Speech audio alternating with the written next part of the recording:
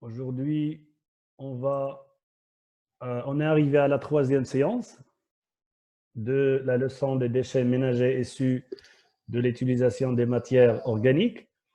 Comme on a traité dans les dernières séances, que les déchets ménagers, quand ils s'accumulent dans les décharges, des dégâts concernant bien qui menacent l'environnement, la santé et même l'économie.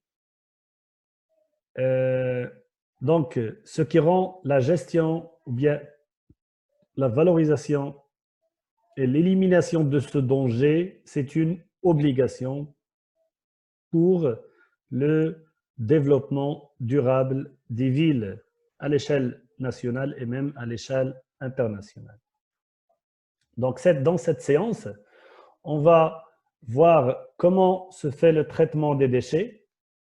Et la première étape qu'on va aborder dans cette séance, c'est le tri des déchets comme étape, comme première étape de gestion des déchets. Donc, le tri des déchets, c'est quoi le tri des déchets et quelles sont les étapes de tri de déchets et quel est l'objectif de tri des déchets.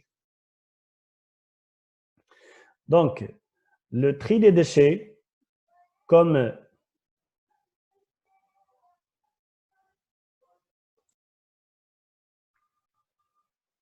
Donc, le tri des déchets, il consiste à la séparation des déchets selon leur nature, c'est-à-dire de mettre chaque type de déchet à part dans une poubelle à part. Donc, on utilise souvent 3 types de couleurs, le jaune, le bleu et le vert. Le jaune pour le plastique, les canettes, les gobelets, c'est-à-dire tout produit récupérable ou bien recyclable. La poubelle bleue, c'est réservé pour les papiers, le carton et ainsi de suite. C'est-à-dire ce type de produit qui est valorisable à part et qui est très sensible à l'humidité. Pour cela, on évite d'utiliser ou bien de mettre les déchets mélangés. Et le vert, la poubelle vert, c'est pour mettre les déchets organiques biodégradables, c'est-à-dire le reste de nourriture. Et l'objectif, ou bien les étapes de tri, en fait, il y a 2 étapes de tri. Il y a le tri qui s'appelle le tri à la source, qui se fait à la maison, dans les ménages, et il est effectué par le consommateur, c'est-à-dire le producteur de déchets. Et on sait très bien que chaque individu à la maison, lors des activités qu'on fait souvent, donc on produit des déchets. Donc nous sommes des producteurs des déchets et on a une responsabilité vis-à-vis à ce qu'on produit. Donc cette responsabilité nous oblige à trier nos déchets, c'est-à-dire une première tri. Puis les déchets, quand ils sont triés comme ça, les poubelles jaunes, ils sont collectés, les déchets des poubelles jaunes, ils sont ramassés à part. Les poubelles bleues, ils sont ramassés par des sociétés déléguées. Et le reste des déchets organiques, ils sont ramassés par d'autres sociétés. Et ils sont gérés par la suite.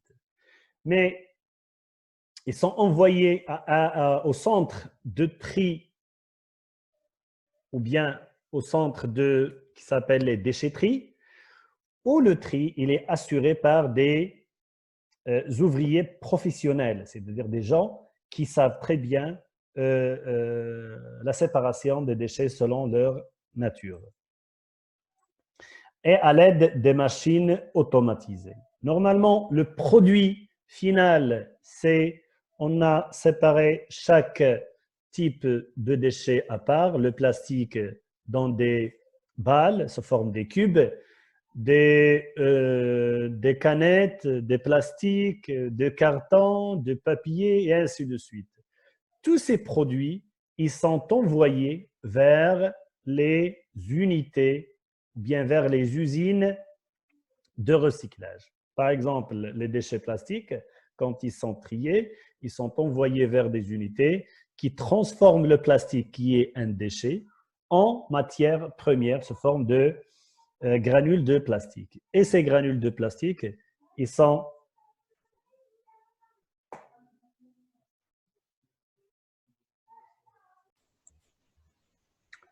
comme par exemple les graines ou bien les granules les déchets plastiques, ils sont transformés dans les usines de recyclage en granules de plastique, qui est considéré comme une matière première, qui sera envoyée vers les usines de fabrication d'objets à partir de plastique. Bien, la paragraphe ou bien l'axe suivant, c'est le compostage. C'est la transformation des déchets organiques en compost, c'est-à-dire la production de compost. C'est quoi ce compost et comment il se produit et quelle est l'importance de cette technique dans la gestion des déchets ménagers? Donc, comme vous savez déjà, dans la nature, dans la forêt par exemple, la forêt, elle produit des déchets. Donc, il contient des organismes, des êtres vivants, des arbres, il y a des feuilles mortes, il y a des cadavres des êtres vivants qui se déposent sur le sol. Et ils constituent ce qu'on appelle la litière. Donc, la litière, elle est considérée comme des déchets des êtres vivants qui se trouvent dans la forêt. Mais ces déchets, ils sont très bien gérés naturellement parce qu'ils se décomposent par des êtres vivants qui s'appellent la faune et la flore du sol. Cette décomposition, il transforme la litière en humus et l'humus plus qui est riche en matière minérale et l'humus normalement qui se trouve dans le sol, c'est l'équivalent du compost qu'on veut fabriquer à partir des déchets organiques. Donc, vous avez déjà étudié en tronc commun comment la litière il se transforme en humus riche en une substance minérale. C'est par la fragmentation, c'est par la minéralisation et la troisième étape, c'est par l'humification. Donc, l'être humain a suivi le même chemin afin de gérer la matière ou bien les déchets organiques biodégradables de cette façon pour qu'il produise le compost. Le compost, il est considéré comme un fertilisant du sol, donc il est utilisé dans le sol pour l'augmentation du rendement agricole. Donc, les êtres vivants qui se trouvent dans le sol et qui jouent le rôle important dans la fabrication du compost, c'est-à-dire le compostage, sont soit des bactéries, soit des champignons, soit des algues. Ils constituent ce qu'on appelle la flore du sol, soit des protozoaires, c'est-à-dire des animaux unicellulaires, soit des vers de terre, soit des insectes, soit des acariens, soit des crustacés, c'est-à-dire ils constituent la faune du sol. Donc, le sol, il est constitué, il contient la flore et la faune. Comment ces deux types d'êtres vivants interviennent dans la fabrication de compost? Donc, si on veut définir le compostage, c'est la décomposition des déchets organiques biodégradables par les micro-organismes qui se trouvent dans le sol, c'est-à-dire par la faune et par la flore. En aérobie, c'est-à-dire c'est les êtres vivants animaux surtout, ils ont besoin de dioxygène pour qu'ils restent vivants et assurent le rôle de décomposition de la matière organique. Donc, c'est une dégradation aérobique. Le produit final, ce qui est un compost, il est utilisé comme fertilisant du sol. Donc, dans les unités de fabrication de compostage qu'on a représentées dans la figure A, on commence toujours par la réception des déchets, numéro 1. Puis les déchets, ils sont broyés, c'est-à-dire ils sont fragmentés sur tous les déchets de grande taille. Puis, on ajoute de l'eau. Donc, ces déchets sont arrosés on augmente l'humidité des déchets parce que les êtres vivants qui vont intervenir, ils demandent un milieu humide. On ajoute des micro-organismes, soit à travers de l'exivia ou bien à travers c'est-à-dire une partie de la litière. On peut prendre une partie de la litière de la forêt, puis on peut mélanger cette litière avec les déchets pour que les êtres vivants qui se trouvent dans la forêt, ils se multiplient dans cette unité de compostage. Il suffit de faire ça une seule fois parce que après on va garder la faune et la flore dans l'unité de production de compostage. Puis, on consiste au retournement des déchets. Le retournement, c'est pour aérer les déchets parce qu'on a besoin de dioxygène pour qu'il entre à l'intérieur des déchets. Donc, le retournement des déchets, c'est une étape de grande importance qui accélère la décomposition de la matière organique par la respiration. Puis, le criblage et l'épandage, ce sont des étapes de production du compost final qui sera prêt à être vendu aux consommateurs. Les étapes de la formation du compost, si on suit la variation de la température des déchets organiques lors de la fabrication, bien lors de la production de compost, c'est-à-dire le compostage, on peut subdiviser les étapes de formation de compost en 3 étapes.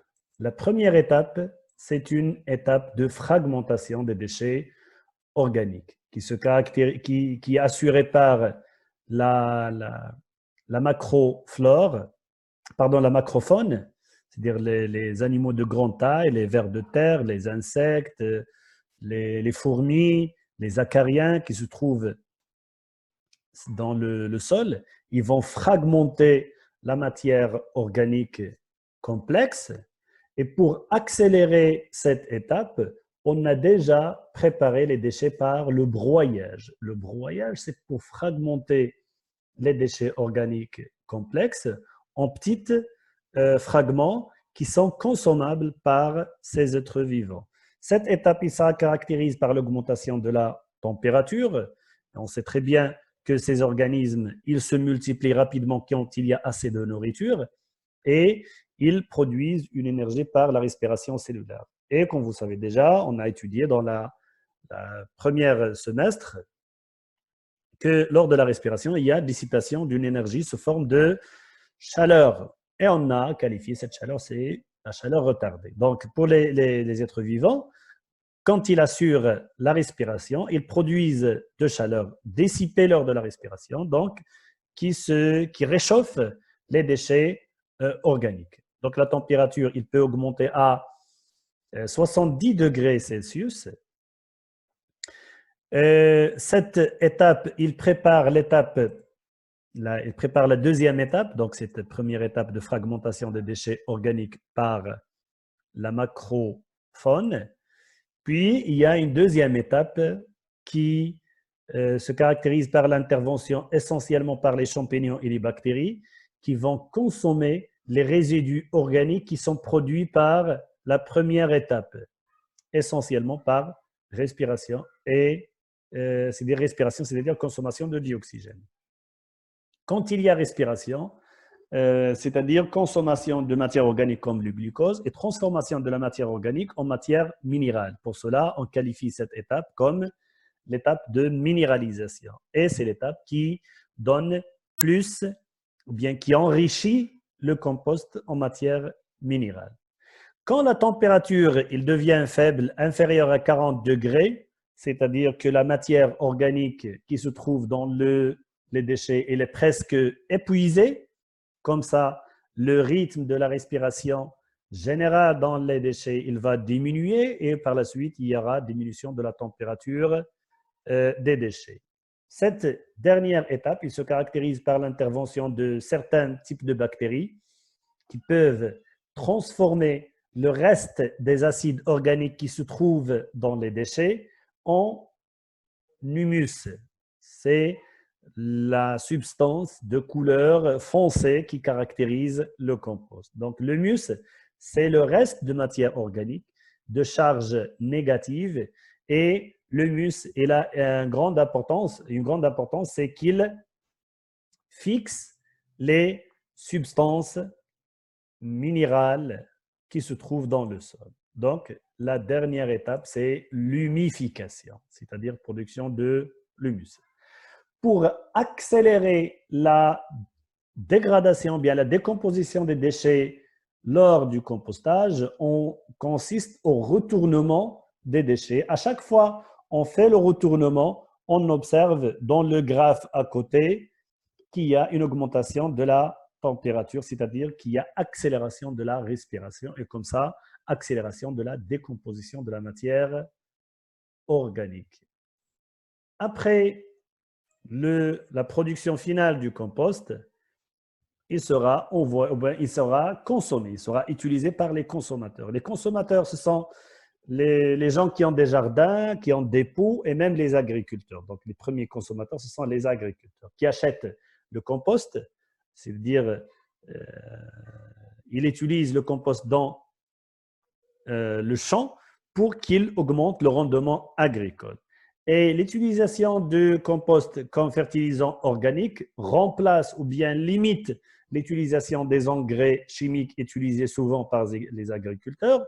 Et normalement, les engrais chimiques, ils entraînent la pollution des eaux souterraines et ils menacent la santé des consommateurs. Pour cela, l'utilisation ou bien la production de compost elle est bénéfique, c'est-à-dire à différents niveaux.